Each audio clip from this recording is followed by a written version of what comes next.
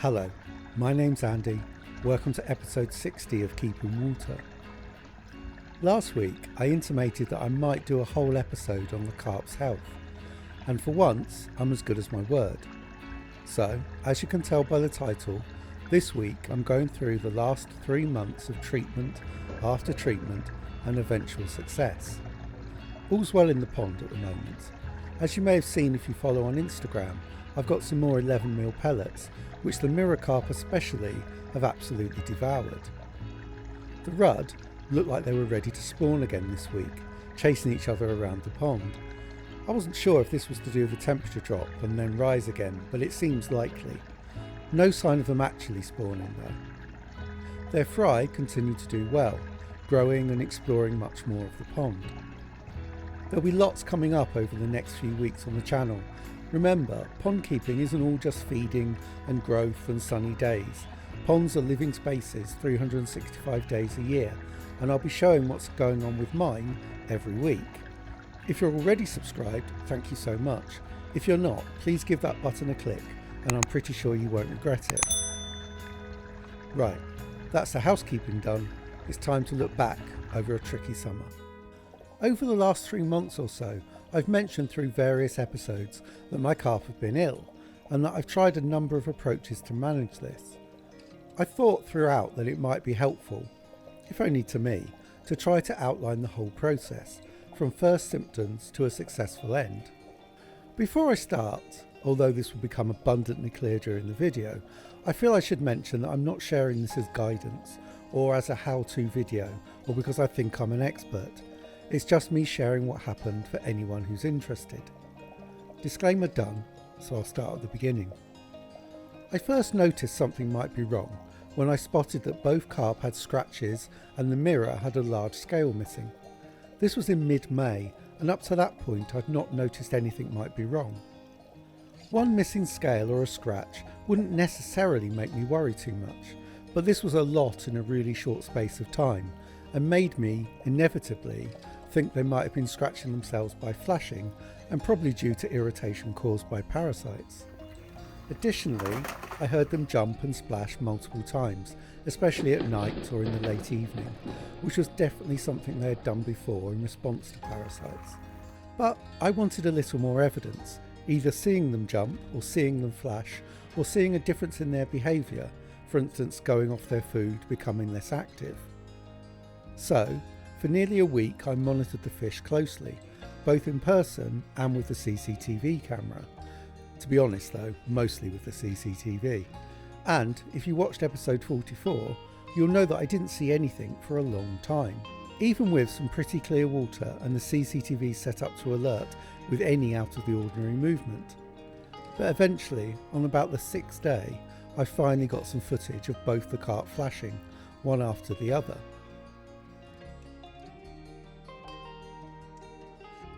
At this point, I want to talk a little bit about flashing and jumping. As I said, I'm no expert, but having done a reasonable amount of fishing in the past, and having had carp in a tank for 3 years and in the pond for over another 5 years, and reading a fair bit too, I feel I can make some reasonable guesses about what they're doing and why. Anyway, carp have very limited options for dealing with anything that's irritating, hurting or making them feel unwell. Basically, they can rub themselves against something in their environment, flashing, or jump and twist or wriggle. Therefore, jumping and flashing may not be a definitive consequence of something serious that might require some intervention from us as pond keepers.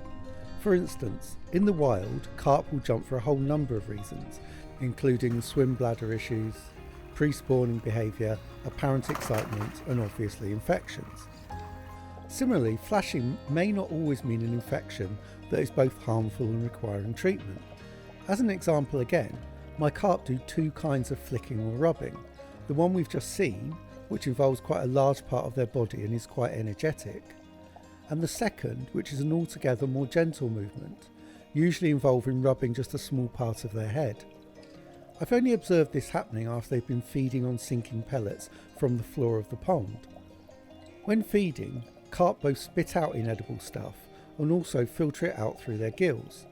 My guess would be that when feeding from the bottom, carp take in detritus that irritates or gets stuck as they filter it, and then their only solution is to rub their head and gills. So, once I'd seen what the carp were doing, I had to decide why. Taking into account the comparative intensity of the movements, the injuries the carp had on their sides, and the continued sounds of jumping and splashing I'd heard, it seemed really like the cause was something a little more serious than detritus. A little background. In 2018 I bought some tench online, didn't quarantine at all and put them in the pond. 4 or so weeks later the carp began jumping, a lot. I decided this was due to a parasite infection and treated the pond with a tench and rud safe treatment. It was a 5-day treatment, and after 4 days or so the jumping stopped and didn't return, and the fish appeared their usual selves and there were no further issues. Fast forward to 2021 and I bought some crucian carp. I quarantined them but cut it short to 3 weeks due to them being stressed in the holding tank and not eating. Anyway, 4 or so weeks later I noticed the aforementioned scrapes and missing scales and heard the carp jumping. As a reasonably relevant note, the crucians were from the same source as the tench. So, with their current presentation and the previous similar history and successful treatment, I felt it was reasonable to consider that it was another parasite infection. So, I bought some more rud and tench safe treatment and started the 5-day course.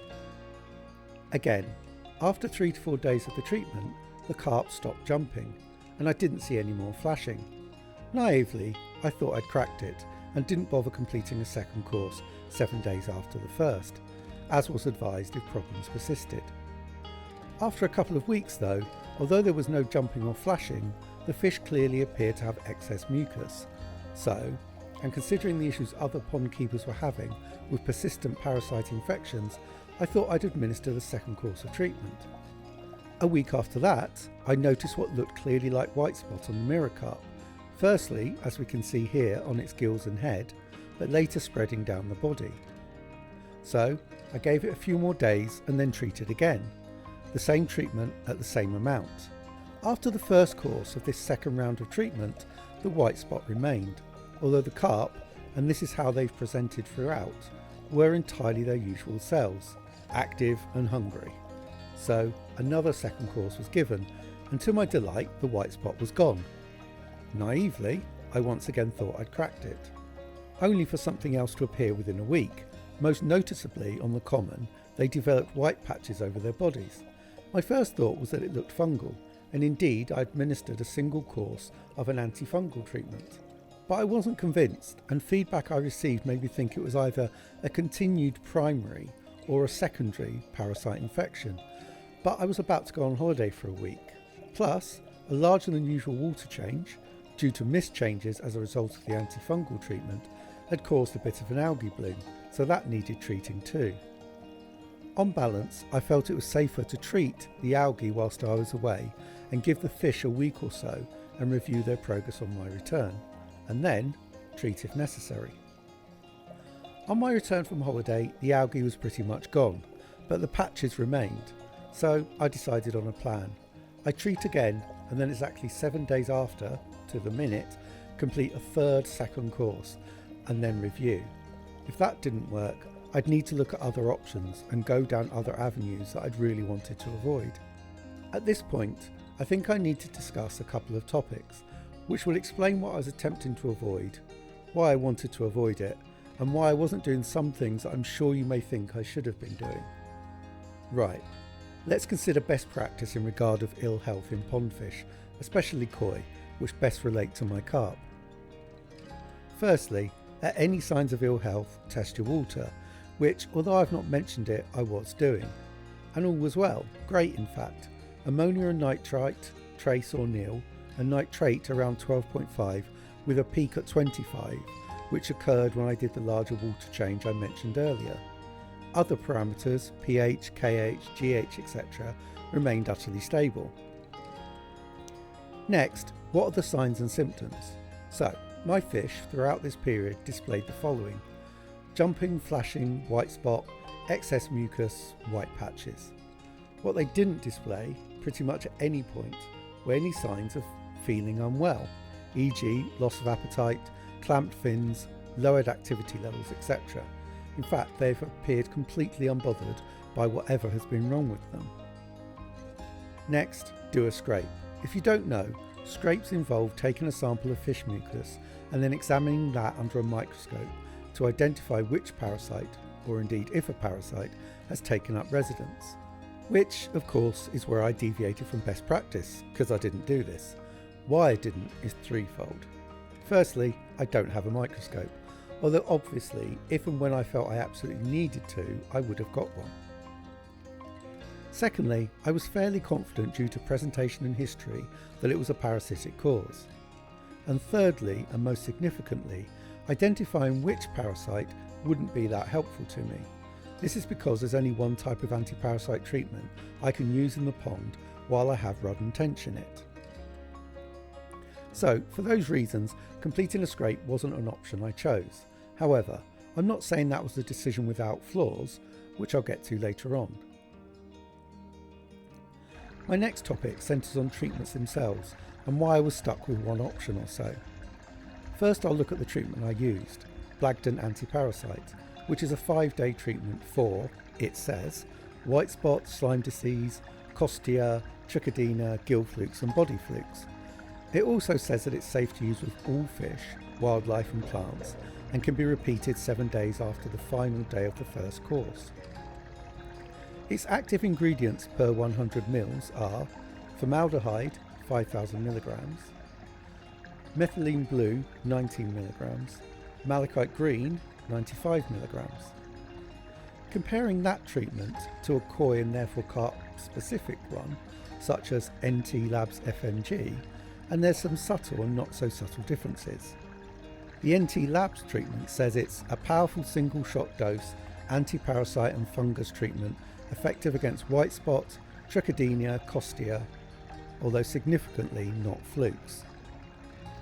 In contrast to the Blagden product, it also says do not use with orth, rudd, tench or sterlets in capital letters, although it doesn't mention plants or other wildlife. However, the tench and rudd are the key ones for me. Its active ingredients per 100 ml are as follows: malachite green 500 mg, formaldehyde 15,000 mg, which is obviously stronger than the Blagden one, but that's not the whole picture. Next we have to look at dosages. Each Blagden daily treatment is 25 ml for every 250 gallons, which equates, for example, to 200 ml for 2,000 gallons. And therefore, a 10,000 mg dose of formaldehyde and a 190 mg dose of malachite. The single treatment of NT Labs FMG is 250 ml for 2,000 gallons, which would mean dosages of 37,500 mg of formaldehyde and 1,250 mg of malachite, which, again, are both significantly stronger than the Blagden treatment, and would indicate why it's not safe to use as a treatment for rudd and tench, except that the Blagden one is a 5-day treatment, so each day you're adding more medicine to the pond. In total, over the 5 days, 50,000 mg of formaldehyde is added and 950 mg of malachite, so more over time of formaldehyde compared to the NT Labs treatment, but slightly less malachite. To complicate things further, I have no idea how formaldehyde and malachite are absorbed by the fish or dissipate in water over time, so can't, although the manufacturer explains that the dose does build over the 5 days, work out how much of the medicine impacts the fish and how comparable each treatment is dosage-wise. What I guess though is that the sudden larger dose of the NT Labs treatment would be too much for fish like rudd and tench to tolerate, and whether or not they absorb a similar amount over the 5 days or not, a gradual increase is safer for them. Whether a sudden larger dose is more effective against the parasites as well, I can only guess. Right. What all this talk about treatments and dosages is leading to is an explanation of why I used the treatment I did. It was safe for all my fish, and according to the manufacturer at least, might work on the most common parasitic infections. It might also explain why it wasn't effective for the carp for quite a while, although I'll come to that later. Right, that's those topics covered. Back to the story. So I administered 2 treatments of 5 days with 7 days off in between, and then basically gave the fish 2 weeks and then put the camera in and had a good look at them. The white patches had pretty much disappeared. There was some hint of excess mucus, but not too bad, and not something I felt the need to treat or worry about. This time though, I wasn't naive enough to think it was job done, so I've kept a close eye on them. They've continued to improve this time though. The mucus is reducing and no other indications of continued problems, jumping, flashing, etc. have developed. So cautiously, I think they're cured, for now at least. So I think it's not a bad time to review what happened, good and bad, and what I've learned, if anything. Firstly, causation. I'm as sure as I can be that it was the new fish that brought in the parasites. It seems too much of a coincidence considering what happened last time. As to what I've learnt, well, don't buy fish from that source again. And if you must, quarantine, test and treat. Live and learn. Secondly, diagnosis. They certainly presented as having parasites, if only through the flashing and jumping and white spot. However, as I didn't do a scrape, I can't be 100% certain. Although knowing for certain would be nice, for many reasons, including choosing treatment, and other reasons I'll go into in a bit, I'm still broadly comfortable with my decision not to scrape. It would have changed nothing in my initial treatment, and would have only become useful if the final round of treatment hadn't worked, and I therefore needed to separate the fish to better target the carp. Thirdly, treatment. Well, I only really tried one, and I could reasonably argue that it did eventually work, didn't harm any of the fish, and was cheaper than most other treatments. But it did take a while, 3 double courses of treatment, and it felt like I was constantly treating, or waiting to see if treatment had worked, or deciding whether to treat again for most of the summer. That it took a while to work though might be answered by a variety of scenarios. One, there were many fish keepers who struggled to get on top of parasite infections. Whether that's due to the parasites becoming a little resistant to treatments isn't really known, but there's definitely a pattern. Many have reported that they've tried a range of different treatments before successfully curing the problem. However, I've not seen a consistent best option, and I do wonder, with admittedly not much evidence, whether it was just multiple repeated treatments that worked, rather than the last one given, if that makes sense. 2, as I explained earlier, my treatment was by and large a lower dose option than a specific carp one, and maybe it would have been resolved more quickly with a higher dose. 3, I could have entirely misdiagnosed, the treatment therefore being ineffective and the carp have just got better all by themselves, which isn't impossible, although less likely if parasites were the problem. I must admit, however, that this long period of health issues was more irritating to me than to the carp, and additionally I didn't really worry too much at the carp being really ill. I was not convinced at any point that they might die. They ate and swam and generally looked healthy in spite of what else was going on. I think I'm lucky in that my carp are much hardier than koi are.